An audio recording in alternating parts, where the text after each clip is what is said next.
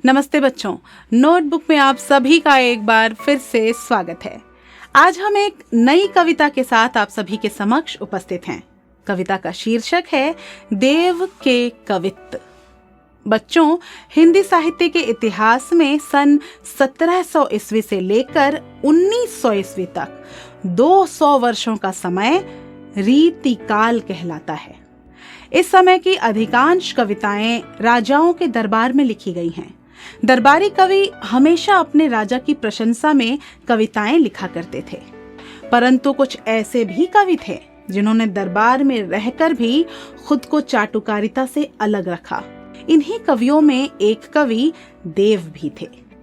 उन्होंने दरबार में रहकर भी दरबारी कविता नहीं लिखी, यहाँ तक कि उन्होंने दरबार के उन रहस्यों का भी उद्घाटन किया है जिसे आज तक कोई कवि नहीं लिख सका।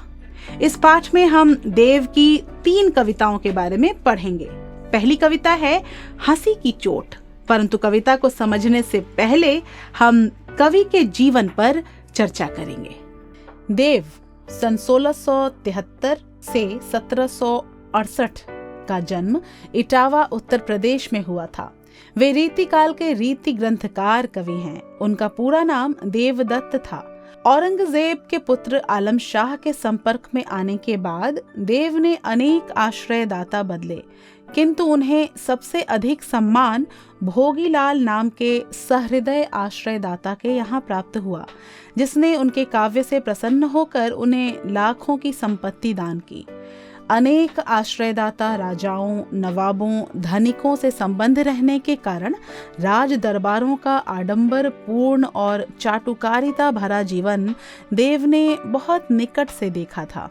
इसीलिए उन्हें ऐसे जीवन से वितृष्णा हो गई थी।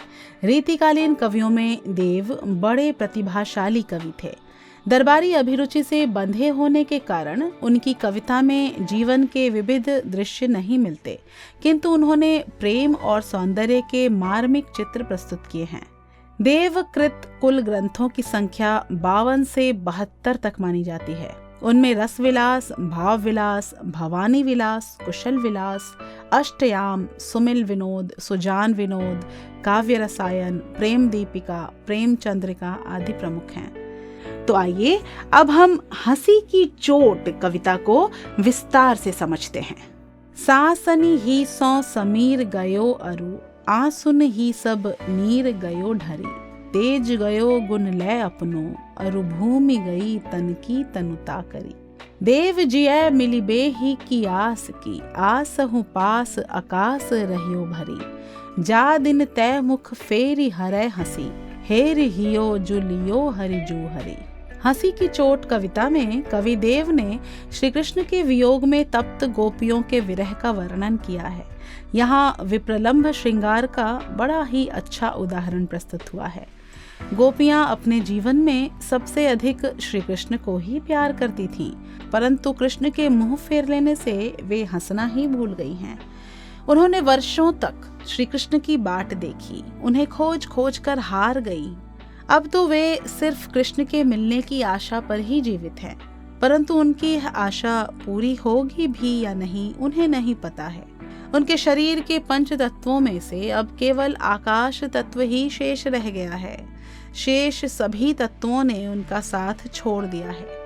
श्री कृष्ण के चले जाने पर गोपी कहती हैं कि जब से कान्हा ने मुंह फेरा है तब से उनकी सांसों की वायु चली गई है, अर्थात सांसें तो चल रही हैं पर उनमें अब वो गति नहीं है। रोते रोते उनका बुरा हाल हो चुका है। उसके आंसू थमने का नाम नहीं ले रहे हैं। उसके शरीर का सारा पानी आंसुओं के रूप में बह चुका है। अपने सारे गुण अर्थात शक्ति को साथ लिए हुए तेज भी चला गया है। विरह की व्यथा ने उनकी काया को क्षीण कर दिया है। वे रात दिन श्री कृष्ण के बारे में ही सोचती रहती हैं। कमजोरी के कारण उनका शरीर मात्र कंकाल ही रह गया है। देव कहते हैं कि गोपी केवल कृष्ण से मिलने की आशा में जीवित हैं। वही आशा मात्र उनके जीने का सहारा बच गई है। वे कहती हैं कि कान्हा ने उनकी हंसी का भी हरण कर लिया है।